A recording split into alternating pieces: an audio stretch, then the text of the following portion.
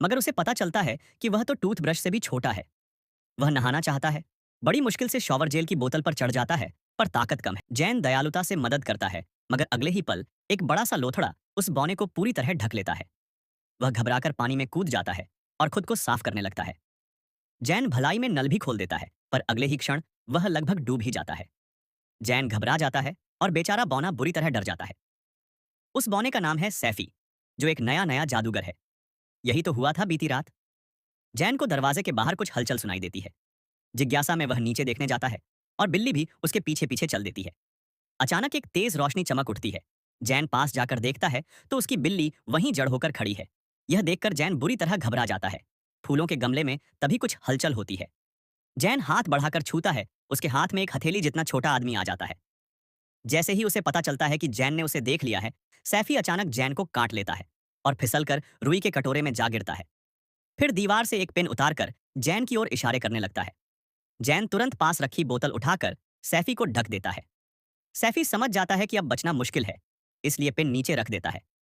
जैन बिल्ली को उसके सामने लाकर कहता है कि इसे पहले जैसा कर दो। सैफी जादू करने की कोशिश करता है, मगर गड़बड़ हो जाती है। बिल्ली पूरी तरह पत्थर की मूर्ति बन जाती है। दरअसल सैफी अभी अपने जादू पर पूरा नियंत्रण नहीं रखता।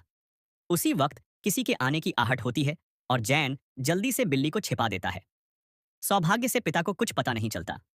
अगली सुबह जैन देखता है कि सैफी ने सब कुछ गंदा कर दिया है। वह उसे नहलाता है, टूथब्रश से उसके बाल भी संवार देता है, फिर उसके कपड़े धोकर टोस्टर पर सुखा देता है।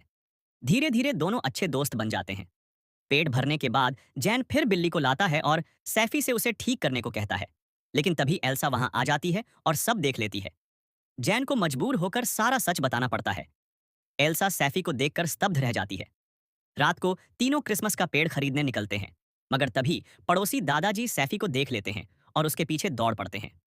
सैफी तुरंत जादू करता है और दादाजी को पत्थर की मूर्ति बना देता है। लेकिन वह मूर्ति तेजी से बड़ी होने लगती है और देखते ही देखते 3 मंजिल जितनी ऊंची हो जाती है। जैन और एल्सा स्तब्ध रह जाते हैं।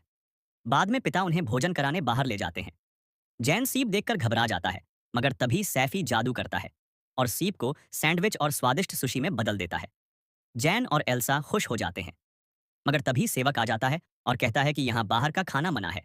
गलतफहमी में उन्हें एक कमरे में बंद कर दिया जाता है। पिता सैफी से मदद मांगते हैं। सैफी हाथ उठाता है, एक चमकदार रोशनी फैलती है और अगले ही पल तीनों हजारों गुना छोटे हो जाते हैं। वे दरवाजे की दरार से बाहर निकलते हैं, लेकिन तभी कूड़ा फेंकने वाला एक विशाल आदमी सामने आ जाता है।